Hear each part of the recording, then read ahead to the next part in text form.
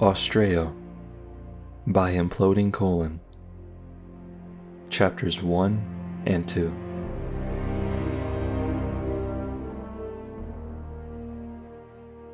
The morning sun greeted her like a furious torch. Golden beams of light glittered across innumerable cloud tops as Rainbow Dash glided towards the fiery horizon. She felt a cold gust of air rippling across her tail, and she knew the final throes of night were over. Rainbow Dash took a deep breath. A pair of shaded goggles reflected a green world as she tilted her gaze earthward. Pulling her wings to her sides, Rainbow effortlessly dove down through the cloud cover until she was skimming a series of rolling emerald hilltops. Sporadic ponds and rippling blue streams interrupted what was otherwise an immaculate landscape of high grass and bushy knolls. Several lakes loomed in the distance ahead, sparkling platinum reflections of the rising sun. Rainbow's nostrils flared. As she darted mere inches over pond fronds and cattails, she was greeted with every scent and flavor of spring. On a whim, she spun upside down, gliding, and allowed her wings to break the top of several emerald blades. As a result, she was christened with a liberal spray of fresh dew. The sensation was cold, tickling the skin beneath her blue coat. It was the first thing that made her smile in hours. There was a deep lake up ahead. The waters were so tranquil that the entire basin could just as well have been filled with pure sapphires. Feeling suddenly exhausted, Rainbow Dash lowered herself to the sandy banks, relaxing her wings for the first time since the prior sunset. Her hooves twisted and dug into the dirt, relishing in their wet, mushy feel against her tingling limbs. Trotting to the very edge of the lake, she raised her goggles, exposing a pair of squinting, ruby eyes that took in the sunrise, and then tilted down to take in her own reflection. Rainbow's mane was wind-blown, its many-colored threads mixing wildly as a testament to her nocturnal journey. Her coat was unkempt, bespeckled with dust. In spite of her haggard features, the one thing not remotely affected was her eyes. They appeared as alive and awake as ever as she looked herself over, then reached two hooves up to her goggles. Removing the article, she sat down and examined them closely in her grasp. There was a great deal of condensation and grime gathered on the lenses. Rainbow leaned forward and breathed hotly on the goggles. Using her condensation, she wiped the twin lenses free, then moved to slap them back on her crown. She paused, however, upon seeing the canvas strap of the item. There was an image of a prancing, caped foal, along with the initials SL. Rainbow Dash smiled gently. She finally placed the article back on her head and gave her reflection one last look. Her blue wings lifted, exposing a dark blue saddlebag strapped around her body, tailor-made to fit her agile figure. The pouches on either side were snapped shut by the insignia of a crescent moon, and from the meager weight of what was lying within, Rainbow Dash knew that it was only a matter of time before she needed to find food again. Just then, a familiar sensation struck her, that of a golden glint being shone into her face. Rainbow Dash grunted, then glanced lethargically at what was weighing on her neck muscles. A golden pendant hung just below her throat, emblazoned with a ruby shaped like a lightning bolt. For the briefest of moments, she felt a wave of dizziness and considered tossing the object viciously into the waters.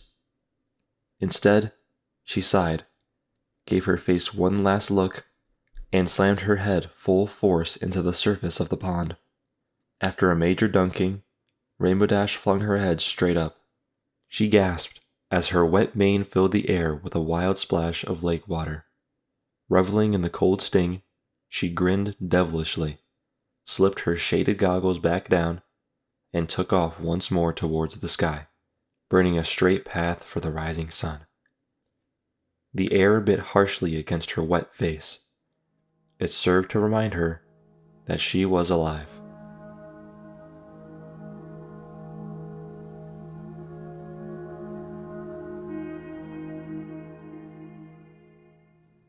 Afternoon came, and the hilltops blurring beneath Rainbow Dash turned into jagged promontories as she came upon the crest of a mountain range.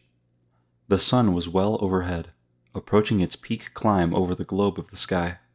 Rainbow Dash realized she was still squinting, so she raised a hoof up to her goggles and turned a dial. With a gentle click, the shades of the lenses popped back to reveal a clear pair beneath. She relaxed her ruby eyes and kept soaring eastward. The earth turned progressively uneven below. When the mountains began, the topography shattered into a craggy affair, with several stretches of alabaster rock shredding the green vegetation into thin emerald scraps. The air above these sharp formations grew misty, coalescing into thick clouds that gathered into a gray miasma above the sharply rising landscape. With experienced caution, Rainbow Dash elevated her ascent several dozens of meters above the visible stone. She was adamant about making a speedy pass over the mountains, but she wasn't about to stupidly plunge into any hidden rock faces beyond the clouds. The mist in the air grew denser. Rays of sunlight danced around Rainbow Dash in swathing beams. In mid-glide, she reached a hoof out and played with the many yellow bands. Her mind wandered, and for the briefest of moments, she thought she heard laughter. Her eyes blinked beneath her goggles, and the sensation left her, trailing on the fringes of a deep sigh. There was a sudden gust of wind. If she was any other Pegasus, she would have been tossed wildly into the ether, but a Rainbow Dash swiftly countered for the gale attacking her wings. She leveled out and hovered up, getting a good view of the landscape beneath her as the misty clouds parted. She spotted a sudden dip in the mountains. A deep ravine had formed suddenly, and a heavy current of cold wind was billowing down to fill the canyon. As Rainbow Dash coasted the top of this landscape, the clouds dissipated, and she was taken back by a sight ahead of her. Two mountain ranges rose sharply and met at a single point, as if bluntly colliding. The result was a pair of tall summits, twin spokes of ancient rock that pierced the sky like granite antennae.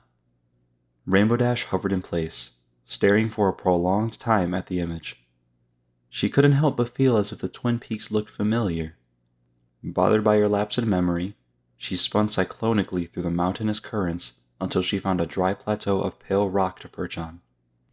A sharp rise in craggy stone behind her canceled out the wind, giving her a peaceful spot to touch down and reach for her saddlebag. She slowly removed the contents of her pack: a canteen of water, 2 loaves of crumbling bread, a first aid kit, a metal hatchet, a compass, a container of flint and steel, 3 blankets, and finally, a green-bound book. This last item she purposely avoided looking at, as a loathsome shudder ran through her body. Gently, she slid the book out of sight and reached into her saddlebag one last time. She produced a paper scroll with a lunar seal. Unrolling the scrap, she stretched out a rich, detailed map labeled Known Realms. In the center of the amber parchment was a landscape etched in black ink. Rainbow's eyes stared at the mountainous summit of Canterlot Mountain, then traveled to the right past Everfree, then past a broad stretch of dotted paper titled Undermarshes. She traced her hoof even further across the paper, past Dream Valley, past Sea Songs, past the Diamond Flats, and finally settling on Blue Plains. Just east of this spot was an unnamed mountain range, but one thing stood out. It was a pair of mountains that rose sharply, like sharp spokes into the sky. She saw 2 enormous peaks lingering 2 kilometers in front of her, bathing a thick shadow across the grand, misty ravine surrounding the mare. She looked back down. The twin peaks dotted a part of the map that was no less than 5 centimeters from the right edge of the paper. For some reason, that only made her smile all the more. Rainbow rolled the map back up. She put away her belongings, lingering slightly with the green-bound book, and clasped the saddlebag shut with its crescent moon buttons. Hoisting her goggles back over her eyes, she stood against the wind, gave the mountains a silent snarl, and threw herself off the cliff face so that she soared between the 2 peaks as if they were polished goalposts.